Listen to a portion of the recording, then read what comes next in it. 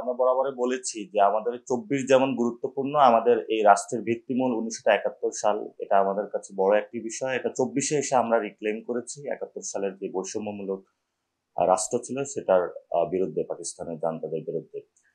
এখানে যেই দল বা যে গোষ্ঠী এখানে 71 সালে এই জাতের মুক্তি সংগ্রামে অংশগ্রহণ করেনি বা তারা জনগণের সাথে ওই জায়গাটায় মানুষের হৃদস্পন্দনের সাথে তাল মিলায়নি, আমরা বরাবরই বলেছি যে জনগণের কাছে তাদের ব্যাখ্যা স্পষ্ট করার জন্য যে কেন তারা অংশগ্রহণ করেনি এবং তারা কেন সে সময় বৈষম্যমূলক যে একটি রাষ্ট্র ছিল পাকিস্তান তাদের বিরুদ্ধে দাঁড়ায়নি বাংলাদেশের যে মুক্তিকামী মানুষের জায়গা থেকে।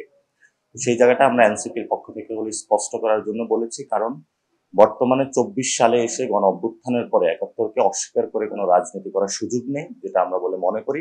সেই জায়গা থেকে প্রত্যেকটা দল তাদের অবস্থান স্পষ্ট করেই আগামী রাজনীতিতে সুন্দরভাবে ঐক্যবদ্ধভাবে একটি বাংলাদেশ গঠন করি।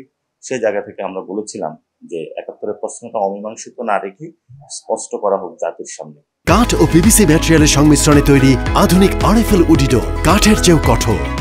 5ই অগস্টে অনেকেই অংশগ্রহণ করেছিল এবং আমরা সেখানে দেখেছিলাম যে রাজপথে অনেকেই 71-কে পাশ কাটিয়ে নতুন একটি বাংলাদেশ সৃষ্টির কথা বলছেন এবং স্লোগানে বিভিন্ন জায়গায় মাঠে এসেছে এবং বিভিন্ন বক্তব্যের মধ্যে এসেছে।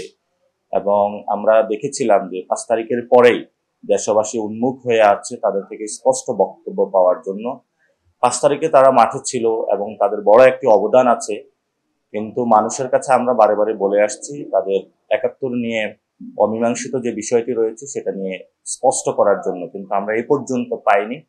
লাস্ট যে আওয়ামী লীগ নিষিদ্ধের বিষয়টা যখন এসেছে তখন নেটিজেন যারা তারা অনেকেই কথা তুলেছেন যে 71 সালেও সেই বিষয়টি আমরা এটা বলেছিলাম যে 71 এবং 24, 90, 47-এ যারাই জনগণের মুক্তি সংগ্রামের ডিরেক্টলি অংশগ্রহণ করে নাই তাদের সেই বিষয়ে স্পষ্ট ব্যাখ্যা দিয়েই নতুন বাংলাদেশের রাজনীতিতে অংশগ্রহণ বা যাত্রা শুরু করার জন্য আমরা সেই প্রেক্ষিতে বলেছিলাম।